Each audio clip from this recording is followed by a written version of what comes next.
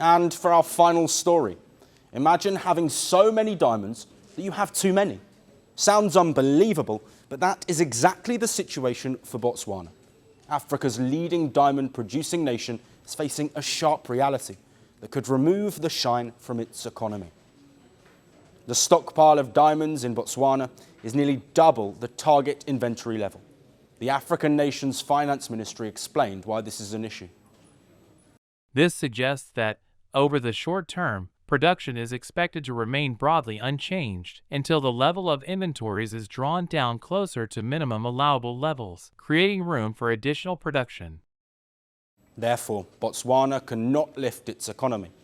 But what has happened with diamond sales? Well, first is the huge influx of lab-grown diamonds. They're significantly cheaper than natural stones by up to 90%. Then there is the shifting consumer tastes of younger generations, who are generally prioritizing sustainability and ethics and experiences over material displays. Market slowdowns and oversupply have also hit the natural diamond industry. And this is a big problem for Botswana.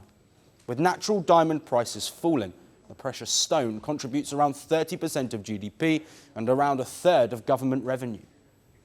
This may ripple through to mining operations. A slowdown in mining activity would reduce government's fiscal revenues from the sector.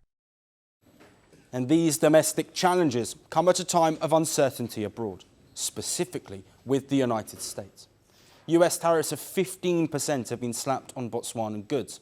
That's an improvement from an earlier 37% rate. But this still has hit the industry hard and only covers stones cut and polished in Botswana. Gems from the African country that are then processed abroad face a 50% import duty. Washington has justified the tariffs, citing a trade imbalance.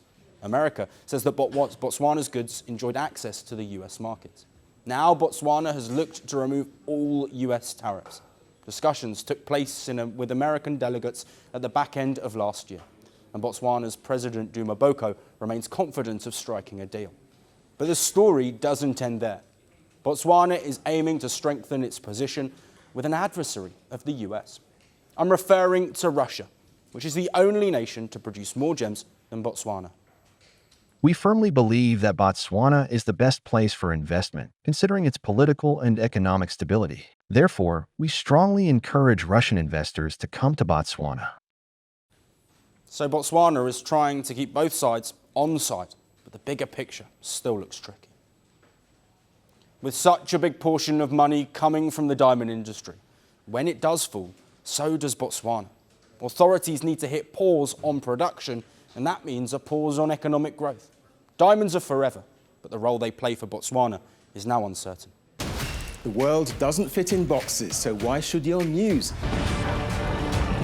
From battlefields to negotiation tables, from internet outrage to real-world injustice. The conversations everyone is having and the ones they're avoiding. It's the same show, but this new year, Firstpost America gets a new look. I'm Kerry Johnston, and this is Firstpost America.